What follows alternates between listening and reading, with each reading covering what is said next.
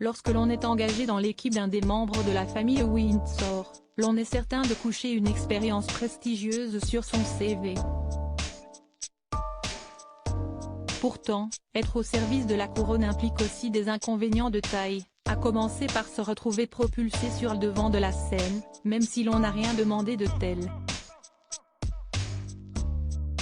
C'est ce qui a dissuadé Alison Corfield d'accepter une offre d'emploi de Kate Middleton, selon ce qu'ont indiqué nos confrères du Daily Mail. L'attachée de presse de 51 ans avait en effet été approchée par la princesse de Galles en février dernier afin de devenir sa nouvelle secrétaire privée. Elle devait avoir pour mission de coordonner les engagements publics de la princesse, qui se sont intensifiés depuis qu'elle est passée de duchesse de Cambridge à future reine consort. Alison Corfield a fortement impressionné la famille royale en travaillant durant 8 ans pour les campagnes du célèbre chef britannique Jamie Oliver, œuvrant entre autres pour des repas scolaires gratuits et une taxe sur le sucre.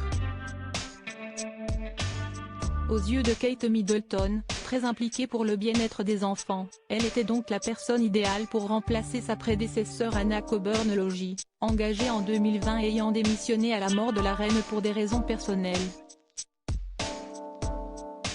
Alison adore travailler pour Jamie et fait partie intégrante de l'équipe de campagne.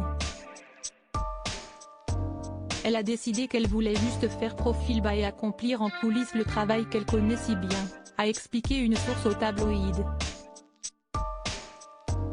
Et de confier ensuite, elle ne voulait pas de la publicité qui vient avec un job de ce niveau pour une institution aussi célèbre.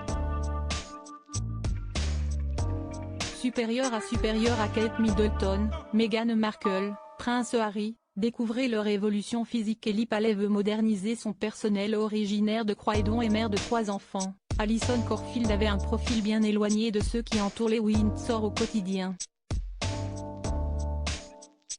Celle que l'on surnomme Al est connue pour son franc-parler et ses expériences diverses dans l'univers de la communication.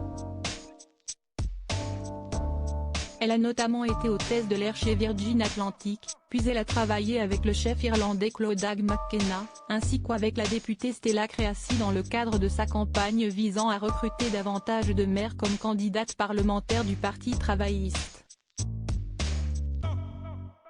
Des sources proches de la famille royale ont affirmé que ce choix du palais faisait partie d'une initiative visant à moderniser son personnel avec des travailleurs issus du secteur privé. Reste à savoir qui se sentira les épaules pour travailler aux côtés de la princesse. Crédit photo, Backgrid USA.